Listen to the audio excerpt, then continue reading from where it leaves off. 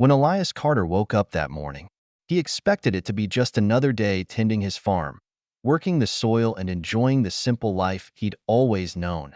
But this day would test him in ways he couldn't imagine, uncovering not only the strength of his spirit, but the unshakable power of family.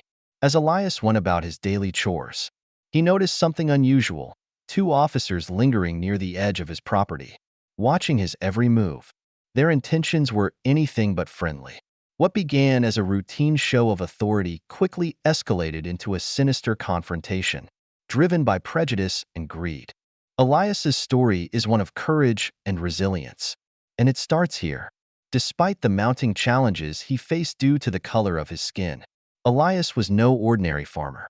Beneath his humble exterior lay a history of family strength and influence that would soon come to light, shocking not only his tormentors, but the entire town. This is a journey of determination and the fight for justice. Before we delve deeper into Elias's gripping story, let us know in the comments where you're watching from and if you're ready to be inspired. Don't forget to hit that subscribe button.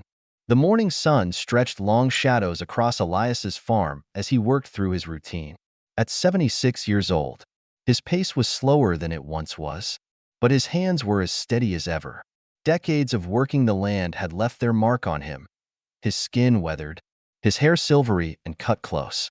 He knelt in the rich soil to inspect a row of young corn, his fingers brushing tender leaves. "You're looking good this year," he murmured to himself, a soft satisfaction in his voice. The farm wasn't vast by modern standards, but Elias treated every inch of its 25 acres with care. The rows of crops were immaculate, the fencing sturdy, and the red barn freshly painted. His modest white farmhouse stood at the end of a dirt driveway, its porch swept clean despite the ever-present Georgia red clay dust. This land had been in his family for 3 generations. First purchased by his grandfather after emancipation, Elias felt that legacy in every step he took across the fields. Later that morning, Elias climbed into his well-maintained pickup truck and drove into town for supplies. As he pulled into Carson's general store, the bell above the door jingled cheerfully. "Good morning, Mr. Carter," called out James Carson, the young shopkeeper. "How are those watermelons coming along?" Elias gave a rare, soft smile. "Coming along fine. Should have the first batch ready in a couple of weeks." "Mom'll be glad to hear that," James said warmly. "No one's watermelons compare to yours, Mr. Carter." As Elias gathered his supplies, he noticed the subtle ways people interacted with him. Some, like Mrs. Harrison, a retired teacher, offered polite nods. Others, like Bill Whitaker and his teenage son, avoided eye contact, shifting away when Elias came near. The unspoken racial dynamics of their small town played out in these quiet moments. "Don't mind them, Mr. Carter," James said quietly as he rang up Elias's purchases. "Some folks just can't move with the times. Been that way all my life, son," Elias replied, his voice gentle but tired. "Some things change slower than others." Driving home, Elias glanced at the photograph tucked into his dashboard, a younger version of himself standing proudly next to his son, Marcus, at his FBI Academy graduation. Now a high-ranking official, Marcus had come a long way from the curious boy who once followed Elias around the farm, asking endless questions.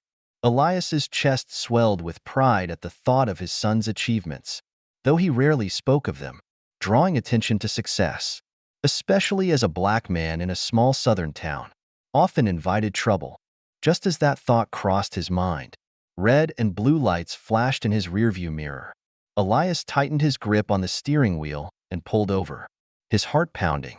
2 officers approached: Miller, a stocky man with close-cropped blonde hair, and Tucker, tall and lean with a permanent scowl. "Good morning, officers. Is there a problem?" Elias asked, keeping his hands visible on the wheel. "License and registration," Miller barked. As Elias reached for his documents, Tucker added, "Your taillight's out." "With all due respect, officer, I checked my lights yesterday. They were working fine," Elias replied. Miller's tone turned sharp. "You calling my partner a liar?" "No, sir. Just stating a fact." "Step out of the vehicle," Miller ordered. Elias complied, moving carefully. The officers conducted an overly thorough inspection of his truck, their intentions clear. Passers-by slowed to watch the scene. An elderly man being harassed on the side of the road. Finally, Tucker said, "Well, would you look at that? Taillights working now. Must have been a loose connection. You're lucky this time," Miller added, returning Elias's documents with a smirk. "Better keep everything in order, Mr. Carter. Never know when we might stop by again." Elias waited until they drove off before continuing home, his hands trembling on the wheel. Back at the farm, he tried to shake off the encounter by immersing himself in work, but the unease lingered. As the sun set, Elias stood at the edge of his fields. The orange and purple hues of the sky usually brought him peace, but today they only deepened his anxiety. He thought about his hands, hands that had toiled on this land for decades, hands that had raised a son to fight for justice. Yet these same hands trembled under the weight of the officer's veiled threats. Walking back to his house, Elias whispered into the darkness, "Lord, give me strength." Unbeknownst to Elias, Miller and Tucker were already plotting their next move. From the comfort of their patrol car, they discussed his farm and its value. "You see how well-maintained everything is?" Miller said. "Bet he's sitting on a nice pile of cash." Tucker nodded. "People like him don't trust banks. Probably has money stashed all over that property." Their dark laughter filled the car as they planned another inspection, this time with demands for payment. When the officers arrived unannounced the next day, Elias was tending his tomatoes. They claimed to be conducting a property inspection, citing supposed complaints about safety violations. Over the next hour, they fabricated a list of issues, each accompanied by thinly veiled threats. "This could mean serious trouble," Tucker said, "unless, of course, you handle it unofficially. $2,000 should cover it." Elias's stomach churned as he handed over the money he'd been saving for new irrigation equipment. But the harassment didn't stop. Each week brought new demands, draining his savings and spirit. His farm began to show signs of neglect, and even his prized crops suffered. Finally, unable to bear it alone, Elias confided in Marcus. His son, outraged, promised to take action. Marcus contacted the FBI, initiating a full investigation. Soon, the corruption of Miller and Tucker unraveled, revealing years of extortion targeting vulnerable members of their community. The story culminated in a dramatic confrontation. When the officers returned, Marcus, backed by a team of federal agents, arrested them on the spot. The truth of their crimes sent shockwaves through the town, igniting a wave of solidarity and reform. 3 months later, Elias's farm had become a beacon of hope.